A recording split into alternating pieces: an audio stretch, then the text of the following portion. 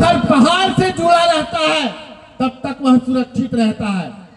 जब तक ये पेड़ से पत्ते जुड़े हैं तब तक इसमें हरियाली है। जिस दिन ये पत्ता टूट कर नीचे गिर जाता है इसका कोई अस्तित्व नहीं रहता है। ठीक उसी प्रकार जब तक आप परिवार से जुड़े हैं तभी आपका अस्तित्व है, जब तक आप एकजुट हैं तभी आपका अस्तित्व है, नहीं तो ऐसे बढ़ते चले जाओगे। मेरा निवेदन है आप सबसे कि अब हमें छोटी छोटी बातों पे हमें अपनी मान प्रतिष्ठा यश कृति का ध्यान नहीं रखना है। अगर देश रहेगा, राष्ट्र रहेगा, धर्म रहेगा तो हम रहेंगे, अन्यथा हमारा अस्तित्व मिट जाएगा। अब घरों से हमें बाहर निकलना पड़ेगा। धन्य बनाइए इन माताओं का जिन्होंने दिन रात परिश्रम करके आप सबको यहाँ निमंत्रण दिया।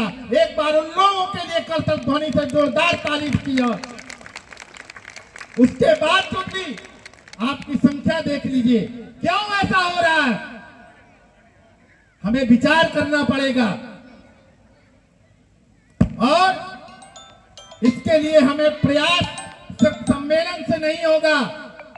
अभी हमने देखा हमारे छोटे छोटे बच्चों ने कितना सुंदर प्रस्तुतिकरण किया।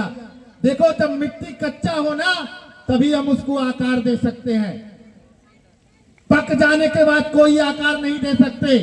इसलिए अगर बच्चों के अंदर संस्कार नहीं डालोगे तो एक दिन धीरे धीरे वो संस्कार विहीन हो जाएंगे। बड़े होकर के उसमें संस्कार आप नहीं डाल पाओगे। इसलिए अपने बच्चों को प्रारंभिक काल में ही संस्कार देना प्रारंभ करिए।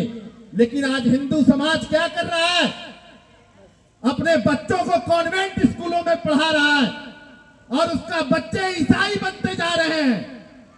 एक मौन युद्ध हमारे देश में चल रहा है जो पैरासिटामोल बांट करके, साड़ियां बांट करके सुदूर क्षेत्रों में आदिवासियों को बरगला करके और धर्मांतरण करा रहा है। ऐसा क्यों?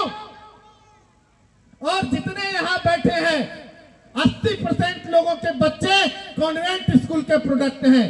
मैं अगर यही हाल रही तो आने वाले 10 साल में आपकी स्थिति खराब हो जाएगी। भगवान का नाम लेने वाला कोई नहीं बचेगा। हाथ तालियां मत बजाइए, उनके यहाँ जाकर के देखिए। उनके यहाँ जहाँ धार्मिक स्थान होता है वहां मदरसे चलते हैं और आपके यहाँ जहाँ धार्मिक मंदिर है वहां पे धर्मशाला खोल करके व्यापार चलाया जा रहा है, जबकि वहां बच्चों को शिक्षा देने का काम है, संस्कार देने का काम है।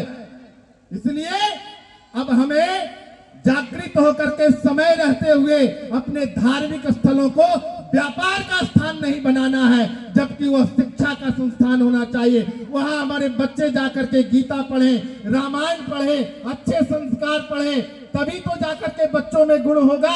प्रातः काल उठ के रघुनाथा, माता पिता गुरु नावहि माता। कितने हैं जो आज अपने माता पिता का चरण स्पर्श करते हैं? उसका कारण हमारे बच्चे को जो शिक्षा मिल रही है वो सिर्फ नौकर बनने की शिक्षा मिल रही है। धीरे धीरे ज्ञान घटता जा रहा है। आज देख लीजिए सरस्वती शिशु मंदिर कितने खुले। आज हमारे जो बच्चे सरस्वती शिशु मंदिर में पढ़े हैं, आज देख लीजिए उनके अंदर कितना संस्कार है। ये भारत में हर एक जगह, हर एक जिले में एक सरस्वती शिशु मंदिर खोलने की आवश्यकता है, तभी हमारे बच्चे संस्कारवान होंगे। प्रारंभिक शिक्षा हमारे बच्चों को सरस्वती शिशु मंदिर में मिलना चाहिए, लेकिन इसके ऊपर काम नहीं हो रहा, घटता जा रहा है लेकिन बढ़ नहीं रहा है।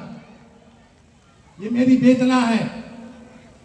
अब हमें सिर्फ सत्ता का सुख पाने के लिए हम लोग नहीं है। अगर सत्ता मिली है तो सत्ता मिलने के बाद हमें सनातन को कैसे बढ़ाना है, सनातन को कैसे एकजुट करना है, उसके लिए काम करना है। हम लोग सैकड़ों सालों से हिंदुओं को एकजुट कर रहे हैं, लेकिन आज सरकार हिंदुओं को बांट रही है। समय रहते सजग हो जाइए, एकजुटता का परिचय दीजिए और कोई ऐसा काम नहीं करिए जिससे हिंदू टूटे। हम लोग दिन रात परिश्रम कर रहे हैं, उसके ऊपर पानी मत फेरिए।